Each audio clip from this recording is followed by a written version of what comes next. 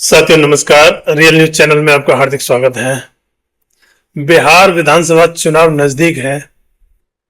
बिहार के मुख्यमंत्री नीतीश कुमार की नैया डामाडोल है।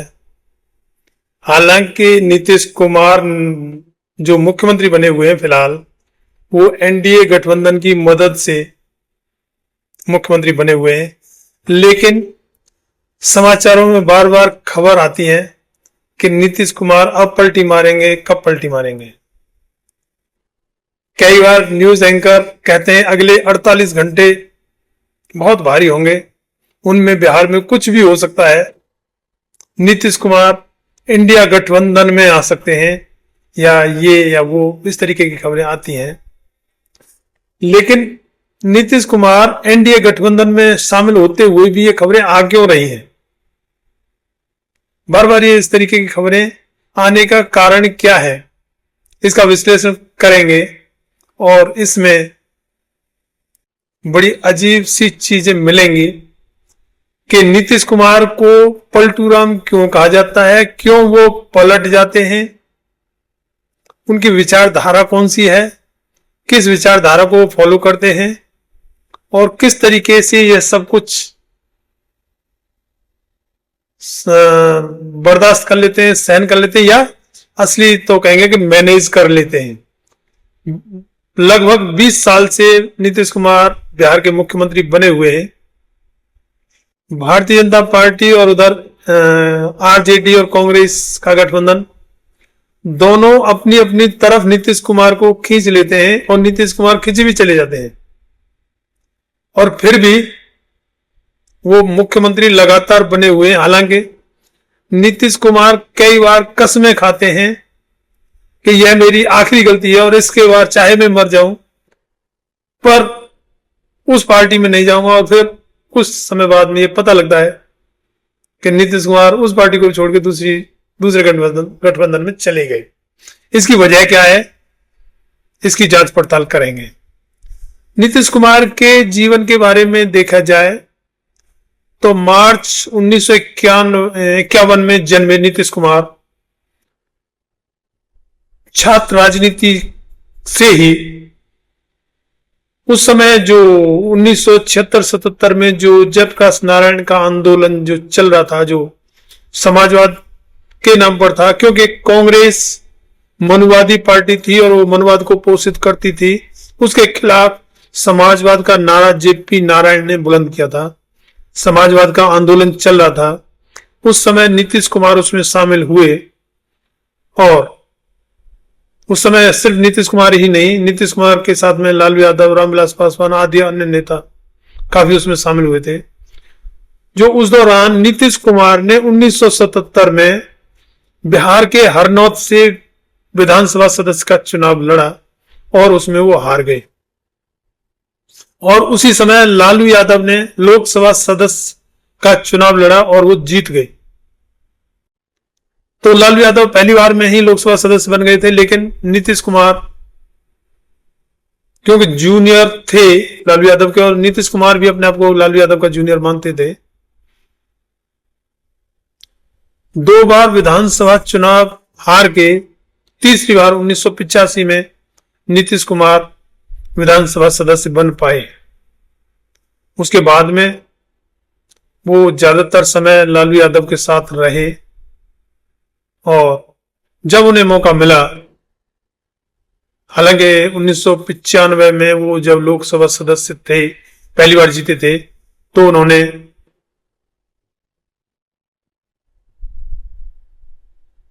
एनडीए गठबंधन जो आज का है, उस समय अटल बिहारी सरकार ज्वाइन कर ली थी। और सन 2000 में, उस समय जब वो कृषि मंत्री थे, तब उनको बिहार का मुख्यमंत्री बनाया, या मुख्यमंत्री की शपथ नीतीश कुमार ने पहली बार सन 2000 में ली, जो 7 दिन बाद में उन्हें इस्तीफा देना पड़ा क्योंकि उनके पास बहुमत नहीं था। उस समय वो भारतीय जनता पार्टी सरकार में केंद्रीय मंत्री थे। इसलिए इस तरीके से देखा जा सकता है कि वो लालू यादव के साथ बढ़िया एडजस्ट थे बिहार की राजनीति में।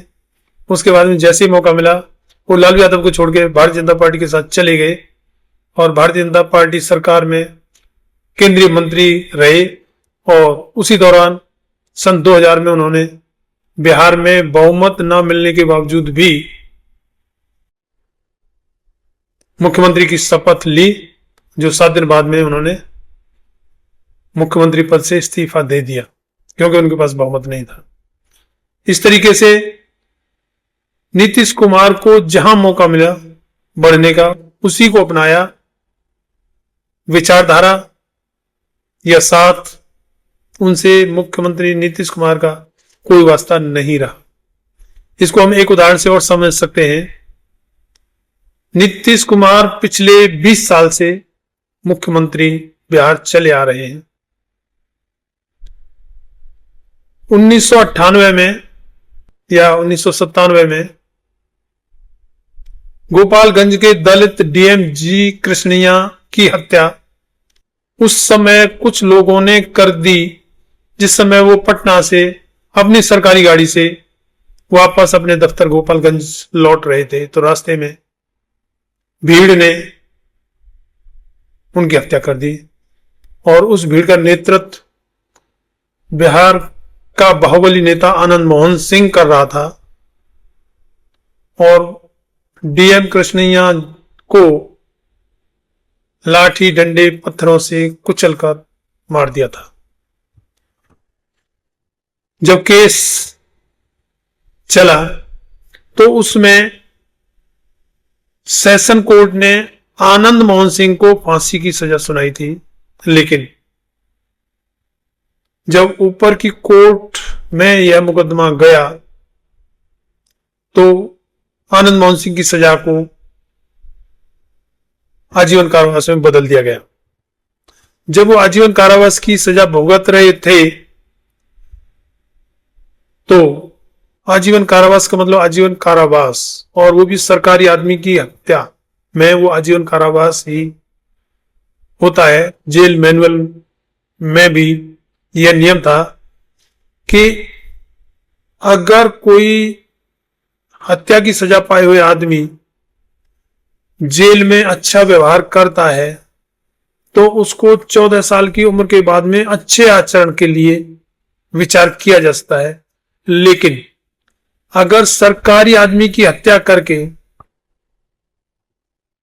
वह व्यक्ति दोषी पाया जाता है तो उस पर यह नियम लागू नहीं होता है, उसको आजीवन जेल में ही रहना होगा।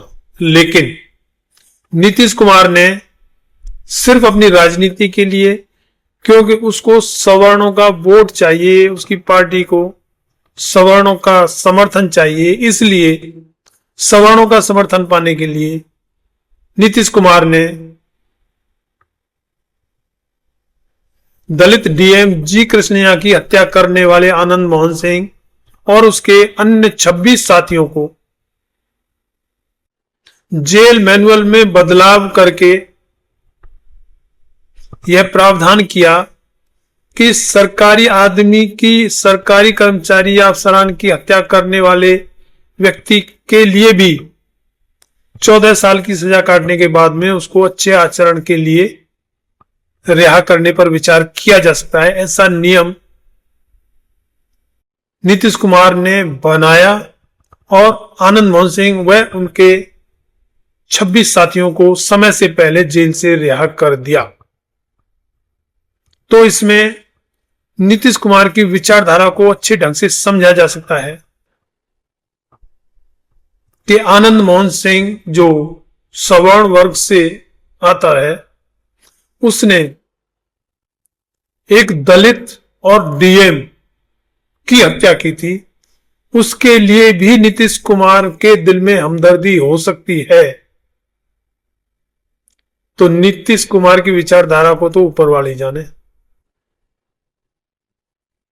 इसके अलावा नीतीश कुमार के 20 साल के शासनकाल में दलित, पिछड़ों और अल्पसंख्यकों के प्रति इतने अपराध हुए हैं और हो रहे हैं, लेकिन नीतीश कुमार ने उनकी रोकथाम के लिए कभी कोई ऐसा नियम नहीं बनाया या कभी ऐसी कोई कार्रवाई करने की कोशिश नहीं की जिससे कि ये चीजें रुके। जब किसी भी सरकार के लिए जरूरी होता है कि अगर देश में कोई घटना होती है तो उस घटना पर विचार किया जाता है और उस घटना की पुनरावृत्ति ना हो उसकी रोकथाम के लिए सरकार उचित उपाय करती है। लेकिन नीतीश कुमार ने दलित, पिछड़ों और अल्पसंख्यकों पर होने वाले अत्याचारों के लिए कभी कोई ऐसी स्कीम बनाने की कोशिश नहीं की जिससे कि ये अपराध रुक सके, ये भेदभाव रुक सके और कोई समुचित व्यवस्था या बराबरी की कोई व्यवस्था बन सके। तो नीतीश कुमार की विचारधारा का तो कहीं दूर दूर तक कोई मतलब नहीं बनता है। अगर समझ में आती है तो नीतीश कुमार के दिमाग में मनवादी विचारधारा का ही पता लगता है, क्योंकि उसने जहां भी फायदा पहुंचाने की कोशिश की, मनवादियों को ही फायदा पहुंचाने की कोशिश की है। दलित, पिछड़े, अल्पसंख्यक या कहेंगे बहुजनों के लिए कभी भी नीतीश कुमार का कोई ऐसा काम किसी ने नहीं देखा कि नीतीश कुमार ने बहुजनों के लिए भी या बहुजनों का हित ध्यान में रखते हुए ये काम किया है। बिहार में अमीरी, गरीबी और ऊंच नीच का भेदभाव इतने ज्यादा स्तर पर है, लेकिन नीतीश कुमार आज तक कोई ऐसी कार्रवाई या ऐसी कोई स्कीम बनाने में असफल रहे हैं कि जिससे कि इन चीजों को मिटाया जा सके। इसलिए कहा जा सकता है कि नीतीश कुमार अपने दिल से अगर विचारधारा पर चलते हैं तो मनवाद की विचारधारा है, लेकिन राजनीति करने के लिए उन्हें समाजवाद का चोला ओढ़ना पड़ता है। इस बात से भी समझा जा सकता है कि नीतीश कुमार छात्र राजनीति से जेपी आंदोलन में आए थे। जयप्रकाश नारायण के आंदोलन में उस समय बड़ी लहर चली थी, लेकिन 1977 में वो पहली बार विधानसभा का चुनाव हार गए, 1980 में दोबारा विधानसभा का चुनाव हार गए और 1985 में वो तीसरी बार में विधानसभा चुनाव जीत पाए थे।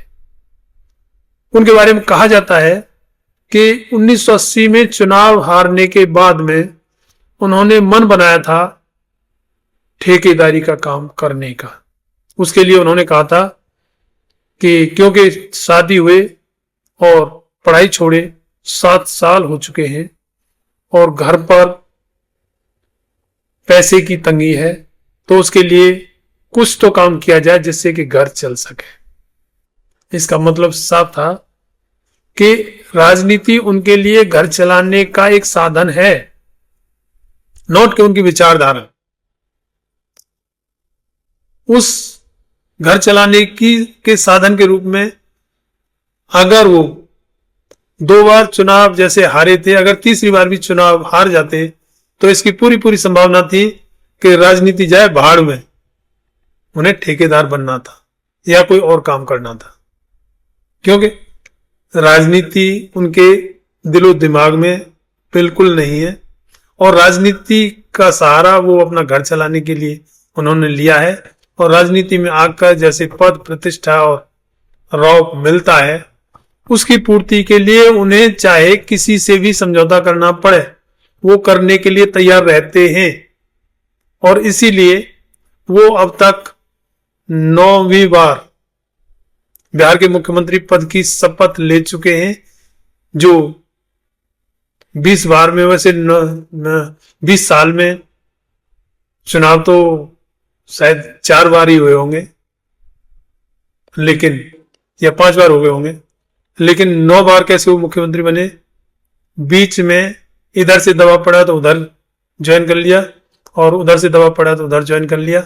इस तरीके से 9 बार वो मुख्यमंत्री पद की शपथ ले चुके हैं और पलटू राम भी उनका नाम पड़ गया है। हालांकि विपक्ष के नेता जो उनके तेजस्वी यादव हैं, वो तो उन्हें पलटू चाचा कहते हैं। पलटू चाचा इसलिए कि वैसे आम जनता उनको पलटू राम कहती है, बार बार इधर उधर पलट जाते हैं।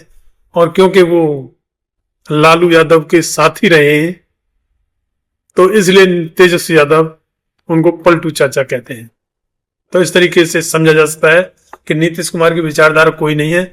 अगर थोड़ी बहुत विचारधारा है दिमाग में तो वो सिर्फ मनुवाद है, और मनुवाद भी मुझे नहीं लगता कि मनुवाद भी उनके दिमाग में है। मनुवाद भी इसलिए समझ में आता है क्योंकि समाजवाद से तो उनका कहीं कोई दूर दूर तक भी नाता नहीं है, और क्योंकि राजनीति में उन्हें फायदा मिलना है, फायदा लेना है, और मनुवाद का बोलवाला देश में है ही, तो इसलिए उनकी हरकतें मनुवादियों की हैं।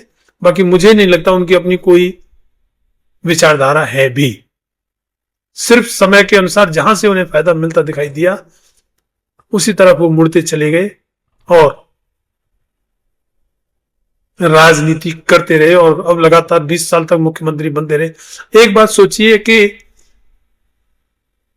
नीतीश कुमार जनता दल यू के नेता हैं, और जनता दल यू को माना जाता है कि बिहार में कुर्मियों के साथ में मुस्लिमों का भी वोट बड़ी तादाद में मिलता है। मुस्लिमों का वोट लेने वाले दल ज्यादातर भारतीय जनता पार्टी से परहेज करते हैं, लेकिन नीतीश कुमार को कोई परहेज नहीं है। और सिर्फ बीजेपी के साथ सरकार चलाने में नीतीश को परहेज ही नहीं है। भारतीय जनता पार्टी सरकार जब मुस्लिमों के खिलाफ माने जाने वाला बिल, वक्फ बोर्ड बिल को संसद में लाती है तो नीतीश कुमार उसका समर्थन भी करते हैं। इसका मतलब क्या है कि नीतीश कुमार को राजनीति करनी है, सरकार में ज्यादा से ज्यादा समय तक बने रहना है, मुख्यमंत्री रहना है। उसके लिए उन्हें कोई विचारधारा त्यागनी पड़े, किसी का भी समर्थन करना पड़े, वो करेंगे, लेकिन उन्हें सिर्फ मुख्यमंत्री बने रहना है। पार्टी टूट जाए तो टूट जाए, मुस्लिम रूठ जाए तो रूठ जाए, लेकिन जैसा कि भारतीय जनता पार्टी का फिलहाल देश में बोलबाला है, वो कहीं से भी चुनाव जीत लेते हैं, तो इसलिए नीतीश कुमार को इसमें चिंता करने की जरूरत नहीं समझ में आई कि अगर नीतीश कुमार को मुस्लिमों का वोट नहीं मिलेगा तो नीतीश कुमार की राजनीति चलेगी कहां से? अकेले कुर्मियों से तो चलने से रही। लेकिन फिर भी नीतीश कुमार ने वक्फ बोर्ड बिल पर भारतीय जनता पार्टी का साथ दिया, और अब विधानसभा चुनावों में लगातार चर्चाएं चल रही हैं। नीतीश कुमार का ये होगा, नीतीश कुमार पलटी मारेंगे, नीतीश कुमार इंडिया गठबंधन को सपोर्ट करने वाले हैं। उपराष्ट्रपति चुनाव में यह माना जा रहा है कि नीतीश कुमार इंडिया गठबंधन के उम्मीदवार बी सुदर्शन रेड्डी को सपोर्ट कर सकते हैं, जबकि वो अभी एनडीए गठबंधन में है। तो नीतीश कुमार इस मामले में बड़े अजूबा शख्स हैं, समाजवाद को भी बढ़िया ढंग से ओढ़ लेते हैं और मनवाद के साथ तो तकरीबन रहते ही। इस वीडियो में इतना ही। चैनल को सब्सक्राइब, वीडियो को लाइक, शेयर और कमेंट में अपनी राय जरूर दें। धन्यवाद। जय भीम, जय भारत।